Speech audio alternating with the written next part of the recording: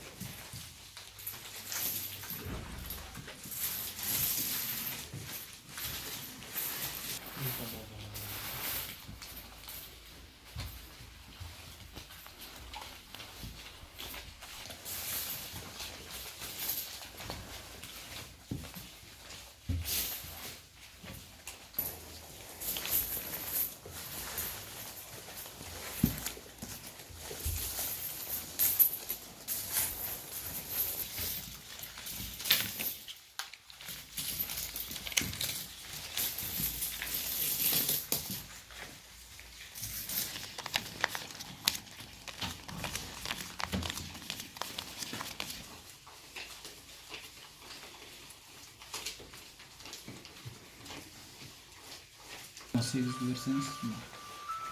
53 bitti. 50 boş geldi. 50.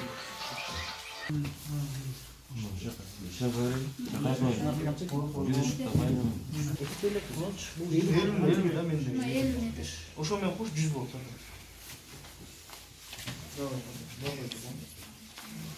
Мында беребиз. Оларда да бар, муайда сатасыз. Кесип кош мен кырып кеткен. Мен 50 боюлдамы? 50. 26 кош койсоң, 24. Эме кылганда жетини бердим да, бир жетини. 50 болбой. 100. 10 сомдук мен 5 сомдук бөлтүрөбүз. Bayanda 3500 yıl bölüyoruz mu?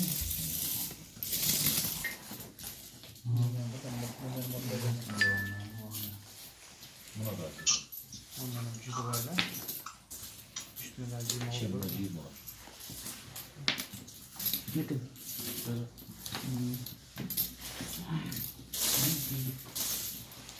Motorun sorunu götürüp.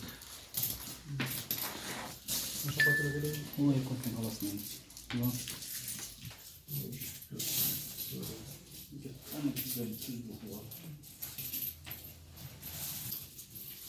Меке туғандар, қайырымды, берешен, қырғыз елім, меке Құдай бұйырса, біз Ақниет Аманат қоғамдық фонд, мен дайым айтып келем, мекенімізде ондай тағдырдың оор сыносына қабылған инсандар менен сіздердей мұқтаж бір туғандар ортасында көп болып жатса екен деп ушул фонд түптөлгөн.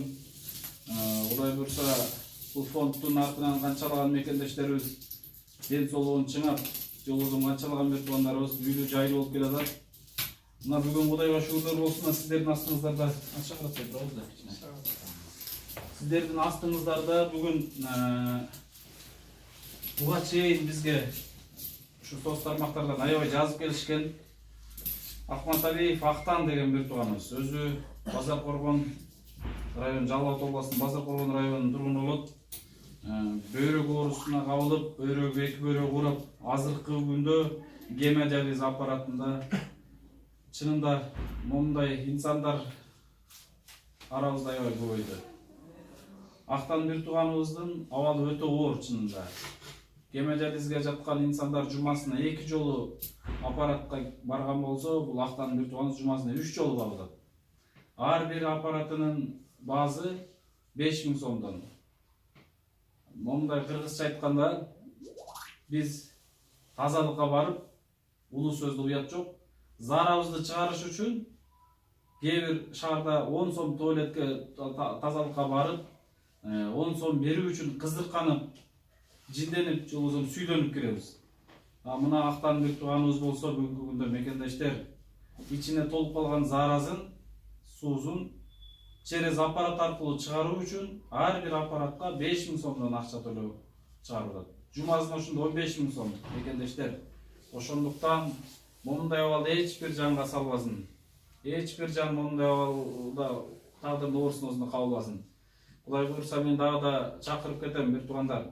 Келиңиздер.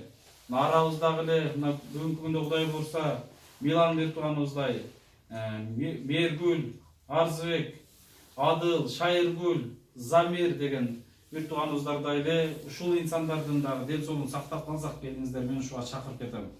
Кудайга шүгүрлөр болсун. Мына кече Дордой базарында биздин Ақниет Аманат коомдук фондунун демилгеси менен жана ушул Актан бир тууганыбыздын достору аябай мыкты кызмат кылып атышат. Досторунун жардамы менен марафон өтүп, кече 67 000 сом чогулган Бишкек шаарынын Дордой базарында. Мына бүгүн Кудай буйрса 41 040 сом акча Аламидин базарынын алдында чогулду. Кудайга шүгүрлөр болсун. Жаман эмес, жакшы. Чынында бирок акыркы убактарда мондай кайрымдуулукка мындай терс көрүнүш башталды. Туугандар эч бир тагдырга, эч бир инсанга мондай абалды салбасын. Ким билет эртеңки күнүбүз кандай болуп турат. Ошондуктан кайдыгер карабаңыздар. Мына сиздердин аманатыңыздар, бул элдин аманаты. Şu 41 040 сом Актандын апасына, элдин атынан, досторунун атынан дегеле ушу бүгүнкү күндө кызмат кылган, марафондо кызмат кылган инсандардын атынан биз Ақниет Аманат коомдук фонд тапшырып коюп тура көрдүк. Мына балаңыздын, Актан бир тууганыбыздын ден соолугун сактап калууга бир кичине бурчуна болсо жарап калсын деп мен ниет кылабыз. Кыжаат болбоңуз, эл бар, журт бар, аяш уулдарыңыз бар экен, мынакей жердеш бир туугандарыңыз бар экен. Кудай буйрса, эл эч качан таштабайт. Кыргыз элим бар. Кудай буйрса, бул кыйынчылык күндөрдө аттагат энеге. Бул сыноону көтөрө ала турган инсанга сыноону берет экен Алла Таала, бирок сөзсүз бул сыноодон алып чыгат. Сүйгөн пендесине ушул сыноону берет экен. Актан бир тууганыбыз чынында кыргыздын бир баатыры болчудай жигит экен. Кудай буйрса, жакшы болуп келсе, нарабызда Милан элге кызмат кылып жүрөт. Ушул инсандардай Кудай буйрса кызмат кылат деп биз ишенебиз. Аллах разы болсун, баарыңыздардан рахмат. Ана мына биз менен кошо кечегиде таанышканбыз. Ушу Базар Коргон районунун тургуну болуп, Актан бир тууганыбызга өзү улуу болсо дагы. Негизи бул жумушту биз жаштар кылышыбыз керек. Бирок жашы улуу болсо дагы Актан бир тууганыбыз үчүн кайдыгер арабастан мына жардамын кылып жүрөт. Сапар деген агасы болот. Атыңыздын Сапар мен атым. Сапар аганын аке. Семьямдын атынан ушу 5000 кош койгол ушу уруксат этиңиздер. Алла разы болсын.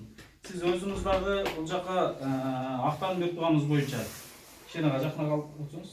Ақтан бір туғанымыз үшін Айтып кетсеңіз де. өзіміздің бір туғанымыз болады. Енеміз бір жерден бір айылдан болабыз. Апасы менен классташ болам. Эми не дейбиз кыргыз калайык эл. Şu колуңардан келген жардамыңарды кылып ушул жигитти колдоп таяп койгула. Бир сурамышыбыз ошол. Иншалла, иншалла. Анан энеге азыр сизге канчалаган бир туугандарыбыз, аяшуулдарыңыз, жердештериңиз, тег эле мусулман, кайрымдуу, берешен кыргыз элим кайдыгер карабастан колунан келген жардамын берип атат. Жок дегенде дуасын берип атат. Жылуу сөзүн айтып атат. Албетте арабызда бар башкача инсандарда. Бирок ошол жардам берген инсандарга өз ыраазычылыгыңызды айтып кетсеңиз, батаңызды берип койсоңуз аябай жакшы болот. Рахмат балам. Мен бүткүл кыргыз элиме, кайрымдуу кыргыз элиме ыраазычылыгымды билдирем. Ошондой эле ушу ак ниет аманат коомуна дагы чоң ыраазымын. Балдарымдын досторуна ушул жерде менен кошо, мен кайгырсам кошо кайгырып, менин көңүлүмдү көтөрүп, мен баламды сыйлап, ушул жерде өздөрүнүн эмгегин аябай, суукту суук дебей, жанды жан дебей жүрүшөт. Ушуларга да чоң ыраазычылыгымды билдирем. Балдарым дайым өмүрүңөр узун болсун. Эч качан оорубагыла. Дайыма тынчтыкта, тынччылыкта болгула. Үй бүлөңөр менен бактылуу болгула. Жамандык көрбөгүлө. Мындай мен кайгыргандай болуп ата-энеңер кайгырбасын силер үчүн. Дайыма ден соолукта болгула. Ыраазымын, чоң ыраазычылыгымды айтам.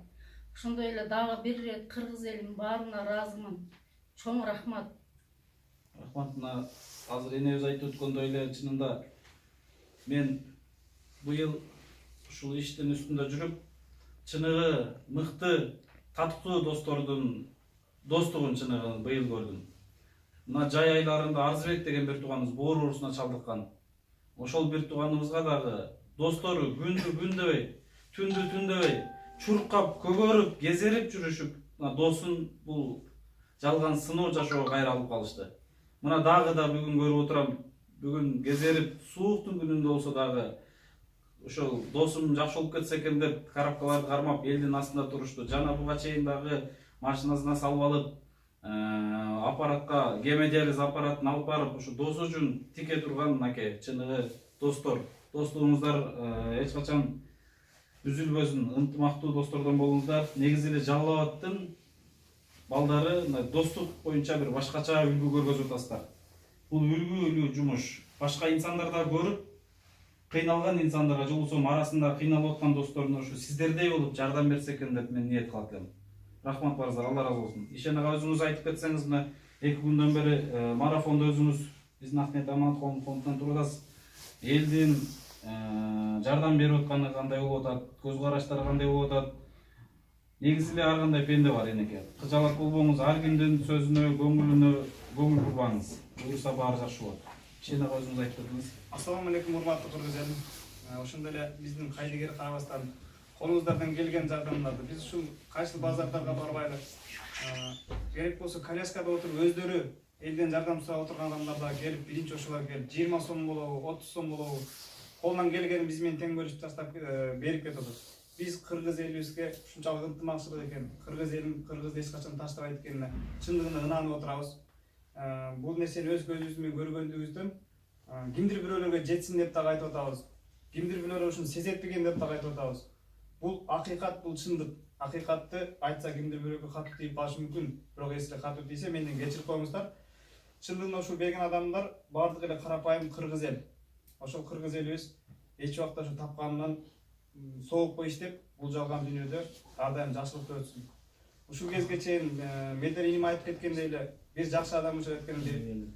Эми бир аз ачууланган адамдар учурайт экен. Булардын баарын көрүп деле келатабыз. Дегиркилер келип бул нерсени башка жол менен кылсаңар болбойбу? Же өзүңөрдөн пайдаңар үчүн иштеп атасыңарбы деп да сурап көрүп атышат.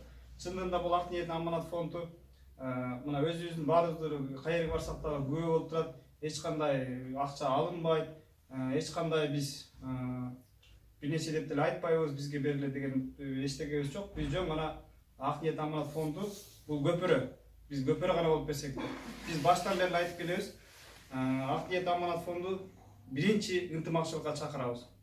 Ошо ар дайым баарыбыз ынтымак болсок экен деп айтабыз. Биздин ниет ошол эле.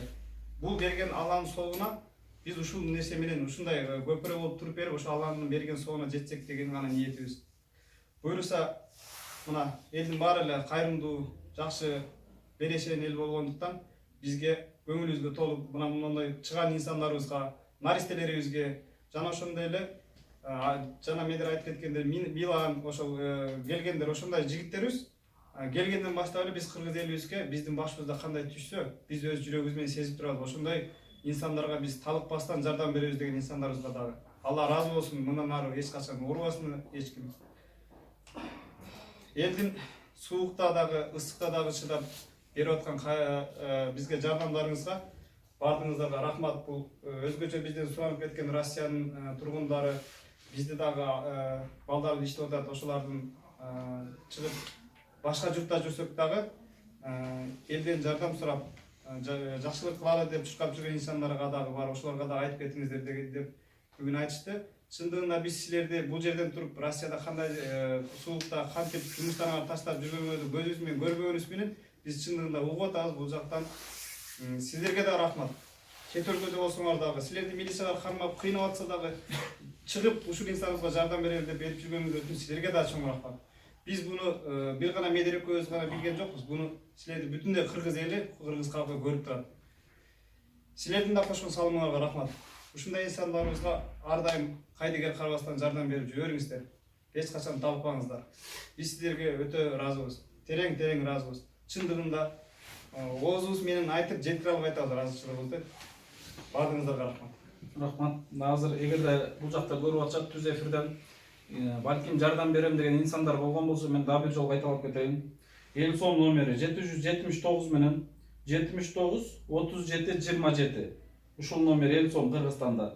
Сбербанк российский Сбербанк картасы 42 76 38 01 24 03 87 09. Мекендештер ушул картага жок дегенде мындай бир тапкан 20 сомуңуздарды болсо дагы салып коюуну тура көрүңүздөр. Менин берген 20 сомум же 1 сомум эмне болмок эле деп ойлонмоңуздар. Күнүнө ушул видеолорду 20 000, 50 000, 30 000 деген кишилер көрүп атат. Ошол инсандар жок эле дегенде 20 сомдон болсо дагы 100 сомдон, 50 сомдон колуңуздардан келишинче ушул Актан Миртуганыбызга салып коюуну биз сиздерден суранабыз, мекендештер. Мына келатат бизге тиешеси жок майрамдар. Жаңы жыл, жолузон башка майрамдар. Ушул майрамга деле биз аябай бир ысырапкорчулукка көп барабыз, жолузон бир чыгаша расходторду кылабыз. Ошол чыгашабызды бир чекесин кыскартып, ушундай кыйналып аткан инсандарга жардам берип койсок жакшы болот. Рахмат баарыңыздарга. Алла ыраазы болсун. Алла ыраазы болсун. Рахмат.